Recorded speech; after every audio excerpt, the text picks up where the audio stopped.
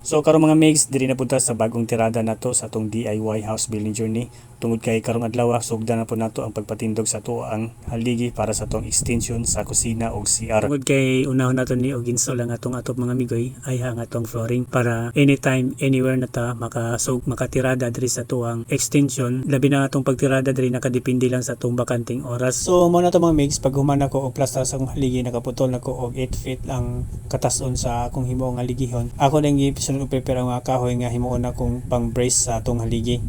Tungod kay kinahanglan jud naton i-prepare daan mga mig, sugod kay wala mo gud tay helper nga mo alalay sa tuwa inig patindog sa atong haligi. So kinahanglan nga i-install na nato ang atong mga brace para inig final nato sa plaster nato og align nato sa atong haligi, dili na mo lihok. Sayon ba jud kay plaster ang atong haligi mga mig, sugod kay nakasimbol na ang mga brace. Di na ta kinahanglan og alalay para smugunit para lang mapatindog nato ang ato ang haligi. Actually migo bali upat ni kahaligi akong ipatindog karong adlaw. So diri sa ikaduhang haligi mga amigos is same scenario na gyapon, parehas sa pormerong haligi nga giplastar na ko daan ang ako ang mga brace para mapadali akong trabaho. Tungod kay mo lagi na wala tay maasahan ani kay ang ako ang misis napoy lain siyang trabaho, gati man po sa og bata, then kapoy man gud kayo mga amigo nga siya galiog din ako wala, pero ang baba po daan nagakitab-kitab mo nang sabayan lang po nako iyang lihok para walay problema. Bali diri sa ikatulong poste mga mix di na kayong sayuna kay ang ako ang gi-brace igo na lang ako itanday sa pikas